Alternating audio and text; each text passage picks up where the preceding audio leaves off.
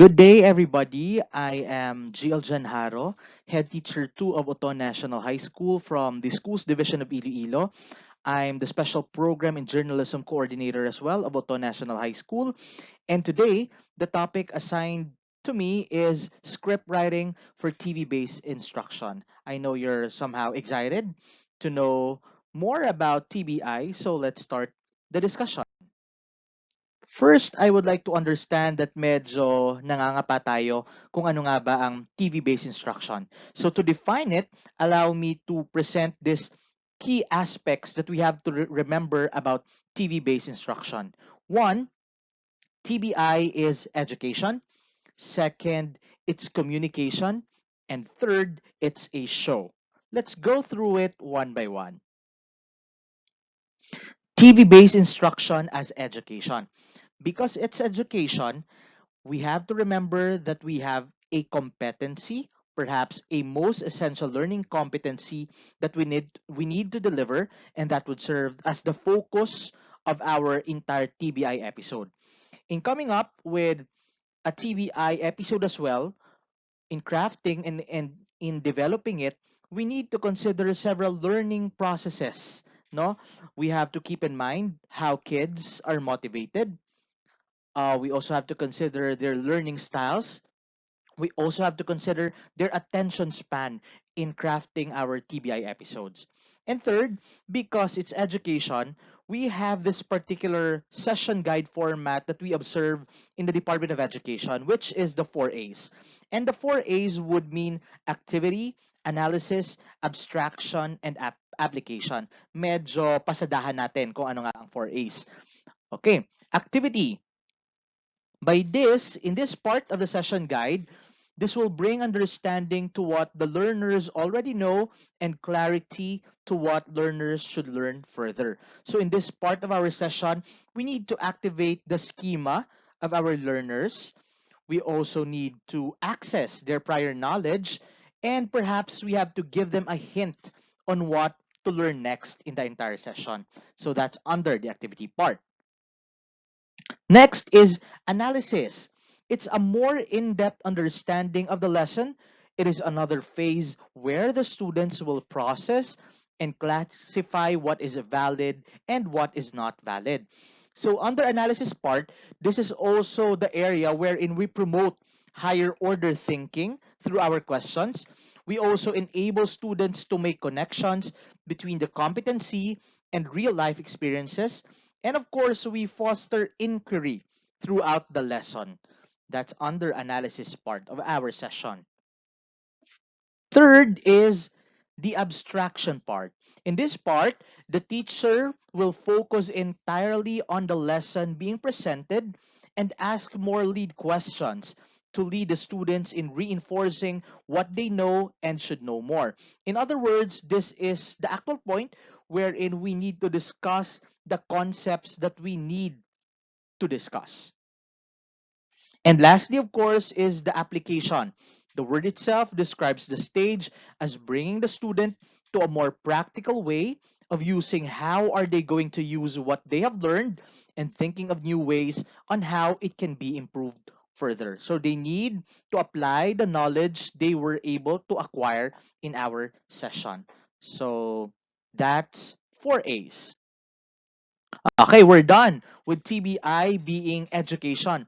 Now let's jump to the second one, TBI as communication.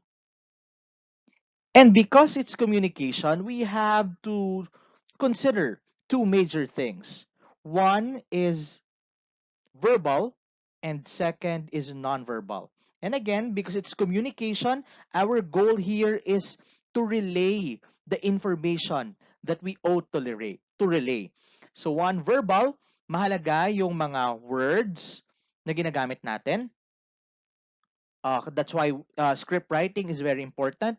However, on the other side, mahalaga din ang mga non-verbal cues na ginagamit natin sa ating visual presentation because this will aid us in delivering our most essential learning competency. That's communication. And third, mahalaga din ito, TBI is a show. Okay? And because it's a show, we need to consider na somehow may mga point na we're playing characters, we're playing roles, okay? So, yes, we need to be able to effectively deliver that role.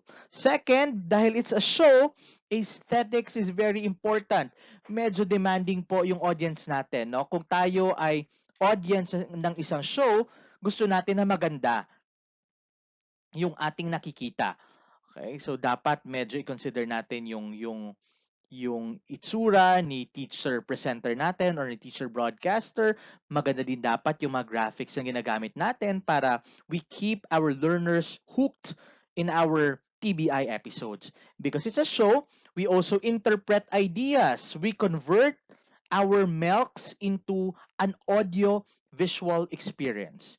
And lastly, mahalaga dito, because it's a show, we need to be able to work as a team. Hindi kaya ng isang taong gawin ang isang TBI episode. And speaking of working as a team, yung sample video na ipinakita namin or ipapakita namin sa succeeding post sa ating Facebook group ay gawa ng mga kasamahan ko sa Oto National High School. So in our team, we got a scriptwriter, also functioning as director. We got cameramen and video editors to edit the episode. We got a TV talent, yung artista natin. And dahil mahalaga yung aesthetics, kailangan maganda si TV talent. Of course, we have our makeup artist who is also a teacher at Oto National High School. And lastly, because we need to, kailangan natin silang busugin ng magandang visual presentation, we also have our graphics artist who is our former special program in journalism student. Okay? So mahalaga na we know how to work as a team. Okay? And very important, know thy team. Alamin at kilalanin ang bawat miyembro ng ating grupo.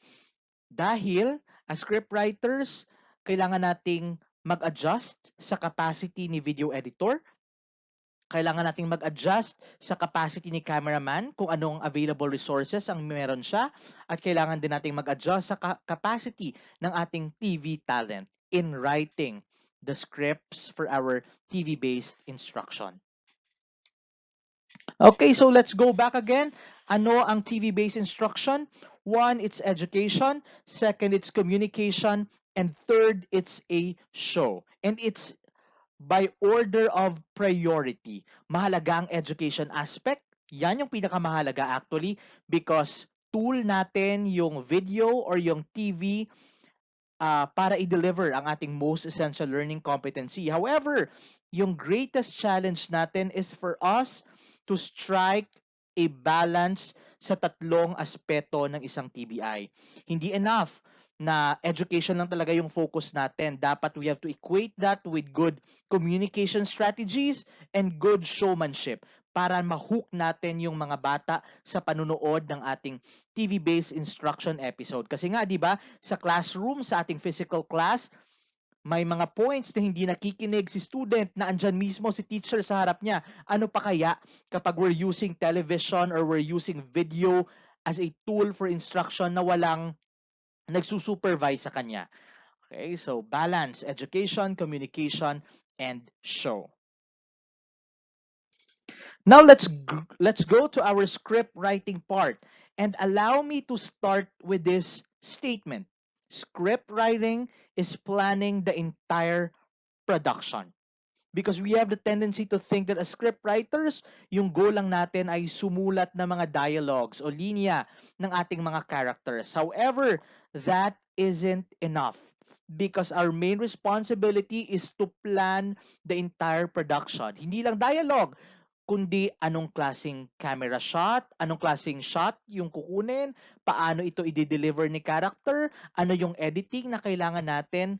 Yan, there you have it. And because it's planning the entire production, they say that planning is always 70% of the work. I'm saying this to emphasize kung gaano kahalaga ang role ni script writer. Sige, let's move on. Now, before we jump into the actual script, we have to consider these approaches in developing scripts. This is a guide on how to put flesh, paano natin bibigyan ng laman ang ating script. So we got 6 approaches. One could be straight narration or teacher approach. Second could be a you approach.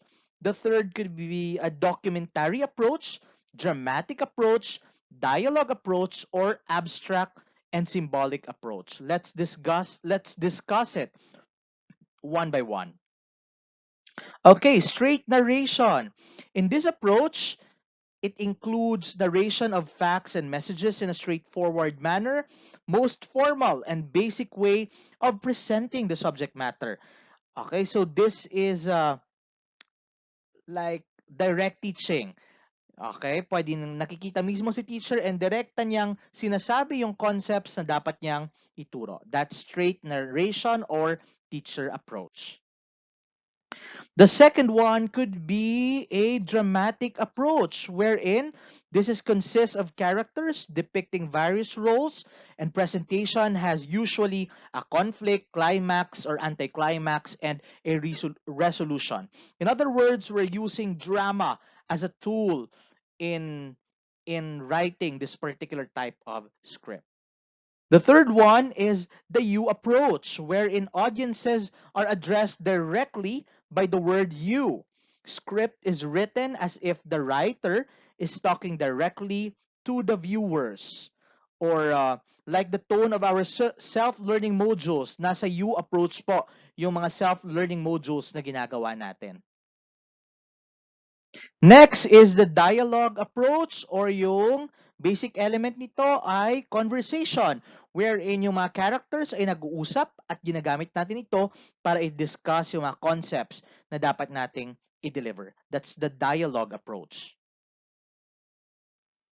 The fifth one is the documentary approach. It's a combination of approaches within the use of voice clips, sound effects to make the presentation more realistic and credible.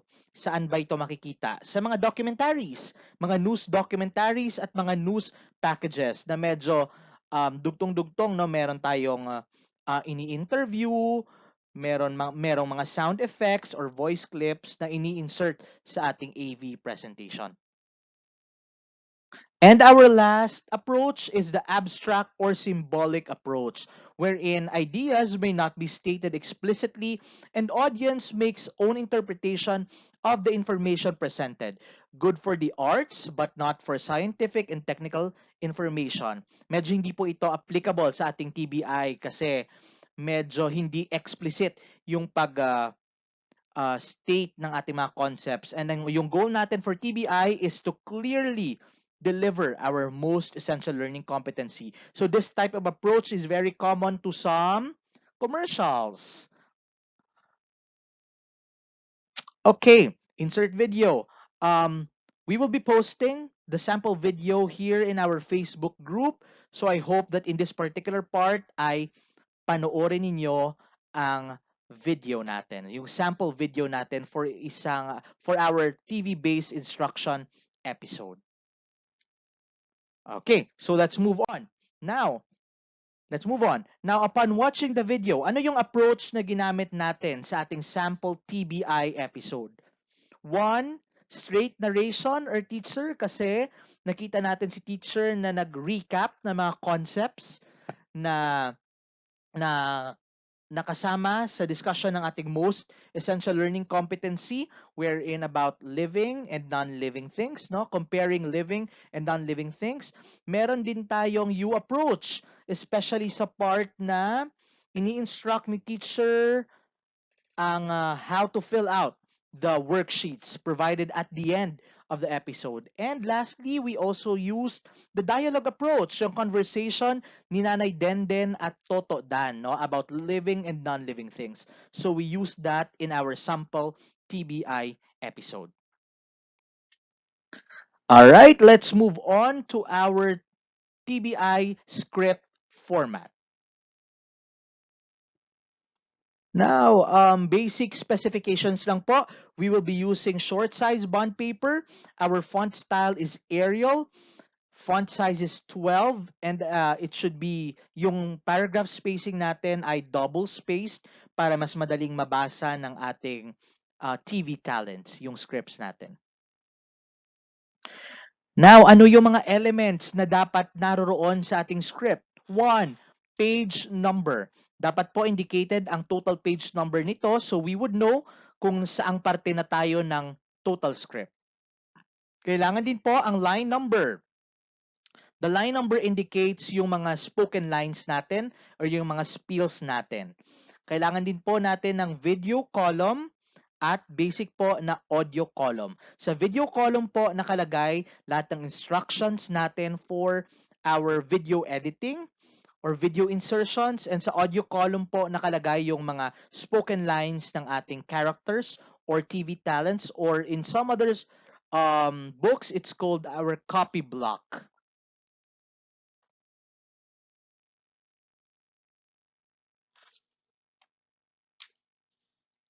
Okay, now let's start. As basic principles lang po, instructions to technicals must be set in bold and must be underlined. Copy block must be in sentence case. Again po, lahat ng instructions natin, yung lahat ng non-spoken lines should be set in bold and must be underlined.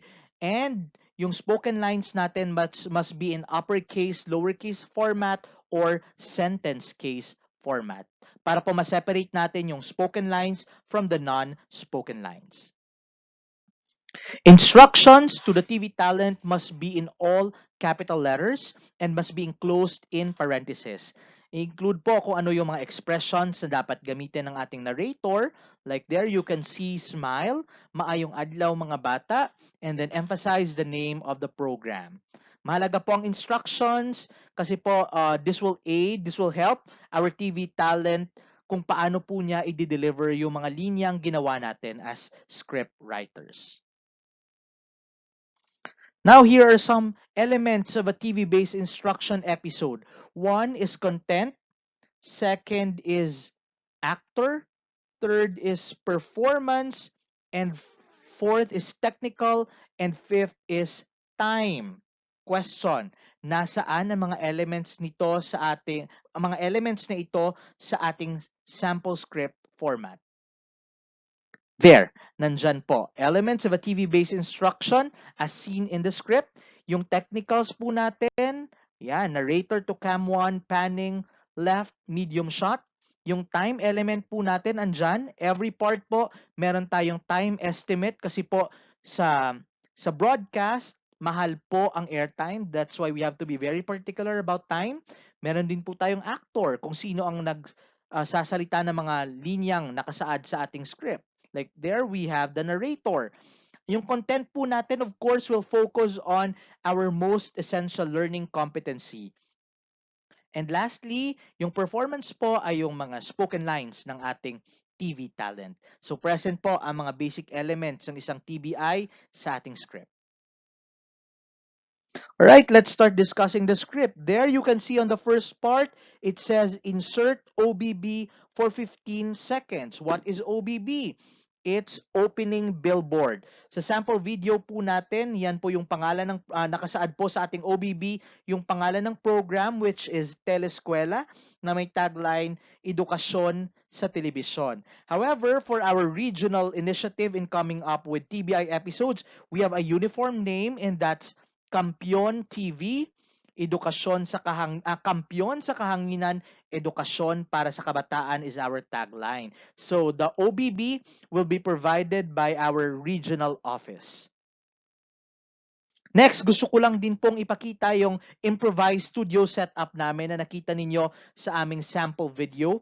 We use a particular corner malapit sa principal's office namin para gawing improvised studio. Okay, so we use a television, a backdrop, medyo because the topic assigned to us is science, we placed some science laboratory equipment and mga models natin. There, you can also see yung setup ng ating camera. Naglagay po kami ng lighting. Mahalaga po ang lighting sa pag-record ng ating mga videos para maganda po ang quality ng ating recording. Gumamit din kami ng prompter, improvised prompter gamit ang isang LED TV. Okay. Ito naman po ang camera setup namin. We have two cam setup. We have a two camera setup, cam 1 and cam 2 para po may variety tayo ng shots. Like I think sa cam 1 is more on um, waist shot, medium shot. Medium shot. Sa cam 2 natin is more on waist shot. These things will be discussed further by Sir Ian sa kanyang discussion on the technicals. Okay, there. You can see, medium shot in cam 1. Mahalaga po na nakalagay sa script natin yung mga instructions for the camera and for the editing. Like there you can see, medium shot in cam 1, narrator to cam 1, panning left, medium shot. Yan po, flashed on the left side of the screen yung sample medium shot natin. Medyo it's under the waist and somehow above the knees. And medyo mas makikita po natin yung background natin. Meron din tayong waist shot in cam 2, narrator to cam 2, waist shot. Yan po, flashed on screen yung picture ay ang example ng ating waist shot. Alright, so yan po, mahalaga na may variety tayo sa shots na ginagamit natin. So we used medium shot and waist shot para po hindi mabore yung ating mga tagapanood. Okay, let's discuss paano ba pag isi-sequence, ano ba yung structure ng ating TV-based instruction script. Of course, first we start through introducing the name of our program. Like in the sample script, it says, ini ang teleskwela kung sa diin padayon ng pag-eskwela sa inyo tagsa-tagsa ka mga telebisyon. Again, introduce the name of the program. In our case, it's Kampiyon TV, Kampiyon sa Kahanginan, Edukasyon para sa Kabataan. Next, after introducing the name of the program, we have to specify our target audience para guided po ang ating manonood kung sino ang dapat na nanonood on that particular episode. Like in the script, it says, ako si Teacher Joanne, ang inyong manunudlo. Para sa guidance ng aton mga tumalanaw, ini nga episode ang para sa Grade 3 Science. Indicate the grade level and the subject area as well.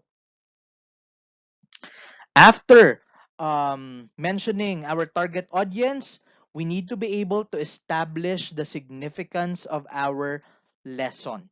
Mahalaga po na i-connect sa real life yung concepts na i-deliver natin. Like there in the sample script, it says, ginapalibutan kita sa mga madamo nga mga butang. Sa balay, pause, for 3 seconds. Bakit po?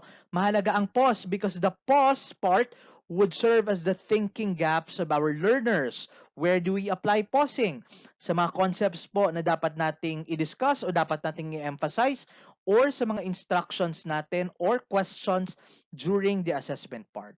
Okay? Sa eskwelahan, pause for another 3 seconds. Sa plaza, sa tindahan, o kung bisan diin man kita magkadto. Ini nga mga butang ang pwede nga may kabuhi o kung wala sang kabuhi. So again, establish the significance of the lesson. After which, we have to clearly, explicitly state the objective of the lesson. Like there, the teacher or our most essential learning competency. Like there, the teacher says, sa subong nga adlaw, aton igakumparar ang kinalain sa mga butang nga nagakabuhi kag butang nga wala nagakabuhi o kon ng living and non-living things. State the objective. After which, before watching our video insert or yung dialogue ni Nanay Denden and Toto Dan, we have to be able to post our guide questions before watching a particular video insert. Like there, the teacher narrator says, yari ang mga guide questions. Una, ano ang living things? Ikaduha, ano ang kinaiya o kung characteristics sa mga living things? Pause for another 3 seconds. Ikatlo, ano ang non-living things? So on and so forth. Guide questions. As much as possible po, there in the example, we have 4. pero mas maganda siguro kung tatlo lang in maximum yung guide questions natin para hindi bombarded yung mga tagapanood natin. And next is, it's time to insert our AV package. Okay, in the sample video, yung insert video po natin ay yung conversation ni Nanay Denden at Toto Dan. Okay, like there, kamusta ka mo? Okay lang ka mo? Dugay man kita wala na kahampang ba? Nanay Denden, Toto, nga adira, nga nagaano ka dira? Sige, mahampang na kita, okay? um yes, and our the most important part in the structure of our TBI episode is the discussion or the lesson proper. So in doing the introduction, in stating the objective, and in establishing the relevance of the lesson to real life, we have to do it in a very short manner. Kasi po, meron tayong theory na, for example, for a 20-minute episode, mahalaga po ang first 10 minutes. Kasi po, in the first 10 minutes, dyan po mataas yung attention ng mga tagapakinig at mataas din ang kanilang retention. So our goal is to immediately jump to our lesson proper. Now, there, establish shortly, then strike immediately. In using drama or dialogue as a technique, anong ginawa namin? Like there in the example, Dan nga wala ka nagasabat kay nanay. Nagaistorya ka naman sa mga toys mo, no? Te, nagasabat man ang mga toys mo? Toto Dan shook his head. Hindi man gina sila magsabat kay mga non-living things ina. Toto Dan responded, non-living things, dali kay istoryahan ta. So, establish kung paano gagamitin ang dialogue as a tool to discuss the concepts. And we may also use short lines. Maganda po pag kung may mga characters tayo, they do exchange short lines para mas alive po siya, para mas communicative din po siya. But again, yung drama is only one of the approaches that we may use. And because our task, to simplify our task, we will be converting our modules into TBI episodes.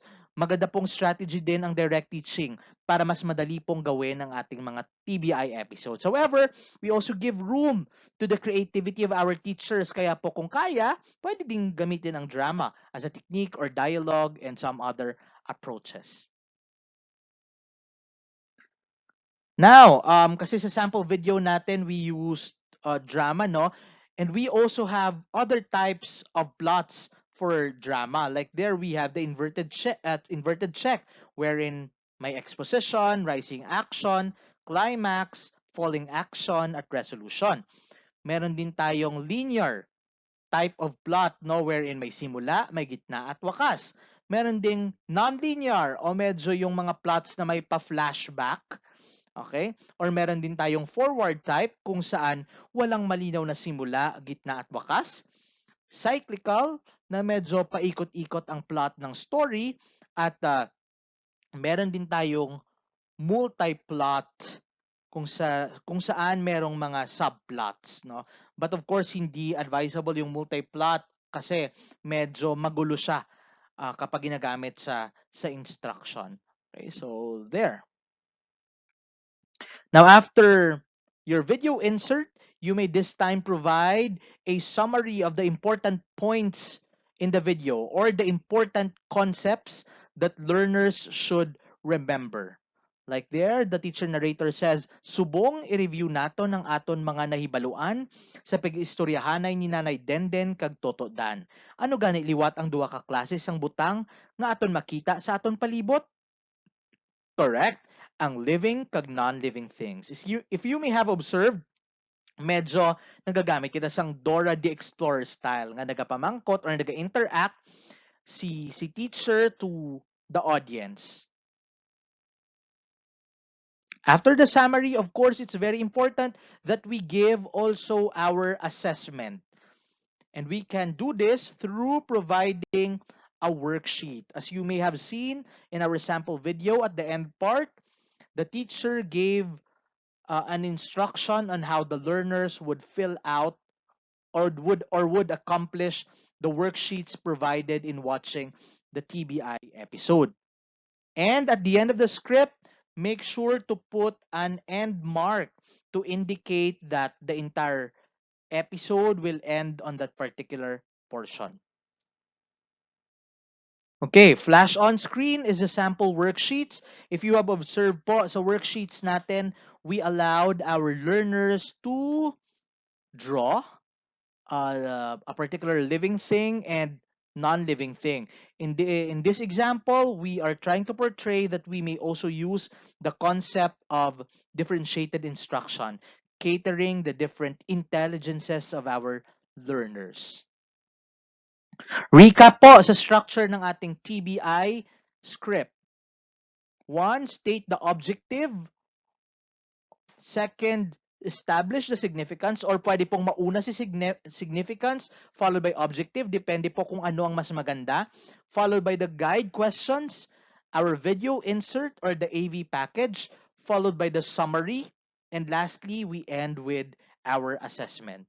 Ganyan po yung structure ng ating TBI script. Question, nasaan ang 4A's sa ating TBI episode structure? Makikita po ito sa ating AV package. Naruroon po yung ating activity, naruroon din po yung ating analysis, at naruroon din po yung ating abstraction o discussion ng concepts. And the assessment part serves as our application. So present po ang 4A session guide format sa ating TBI structure. I'd like to flash this workflow for our script writers para mas polish po yung script na ating gagawin. Now, from our draft, gagawa si script writer ng kanyang draft script. Then, magko-coordinate siya sa ating mga subject area experts or ating QA team members for the content check. After which, i-coordinate niya sa ating technical team for some technical checking. And lastly, kailangan niyang i-finalize ang script. Kasi po dapat mag-coordinate lahat yung klase ng shots, yung capacity ni editor sa script na gagawin natin. Now, before we end this discussion, I just would like to present some principles in writing for broadcast. One is we have to be brief, clear, precise, and concise. Brief because time is very expensive. Airtime is very expensive. Clear, ensuring clarity, we need to choose simple words, and by being precise, we have to carefully choose our words na maiintindihan ng lahat ng batang nakikinig sa atin. Second is personalize. Suit your style to your audience. Be informal and conversational. Remember that you have to write for the ear. So we have to while after writing the script, read it aloud para marinig natin kung maganda bang pakinggan ang script na ginawa natin. Be readable. Avoid tongue twisters, sibilant words, avoid that as well. And observe one idea, one sentence rule para mas klaro po, mas madali siyang ma-deliver ng ating TV talent, and mas madali siyang maiintindihan ng ating mga tagapakinig or tagapanood. Use transition words. Okay, alam naman natin kung ano yung mga transition words, no? Especially sa part na we give some instructions. Repeat the message if necessary. Repetition is a very effective tool for both RBI and TBI. Kasi po, we are heard on or we are seen only once. So we may use repetition as a technique. Provide the phonetic spelling of unfamiliar jargons or words. Kapag may mga terms po tayong medyo mahirap i-pronounce, provide a transcription to serve as guide to our TV talent. Next, use abbreviations, acronyms sparingly and properly. Okay? Pag may mga hindi po tayo familiar na mga abbreviations or acronyms, spell it out for the first mention, and then on the second mention, pwede na po natin gamitin ang abbreviated form. And of course, handle figures properly. Figures, round off, or you may round off figures and spell out numbers from 1 to 10. Okay, in our previous training, somebody asked about storyboarding. Kung kailangan nga ba ang storyboard in crafting our TBI episode. But first, let's define what a storyboard is. What is a storyboard? A storyboard is a graphic organizer that plans a narrative. Storyboards are a powerful way to visually present information. At their core, storyboards are a set of sequential drawings to tell a story. So drawings po siya before shooting the video, guide po sa ating cameraman on how he would take a shot of a particular scene. By breaking a story into linear bite-sized chunks, it allows the author to focus on each cell separately without distraction. So ito po ang sample storyboard natin, no? Um, every sample shot po, ginagawa ng drawing para i-illustrate kung saan ilalagay si subject, ano ang klase ng shot na ginagamit. Okay, there. For example, on the first picture, the main character approaches a long path, pausing in a long shot, head to foot, walks on out of the shot, filmed with a wide angle lens. Lahat po ng instruction for cameraman. However, in my opinion po, hindi na kailangan ng storyboarding because that might complicate our script writing process. Our script format is enough po kasi nakalagay naman doon yung instruction sa cameraman natin at pati instruction sa music and all. So our script format is enough already. Sige, so allow me to end my presentation through sharing with you our core values in Oto National High School. It's hard work and heart work. Magsumikap at magmahal. So that would be all. Again, I'm GL Janharo, head teacher to Boton National High School. And the topic assigned to me was TV-based instruction, script writing. So I hope that we will all have a happy working. Thank you so much.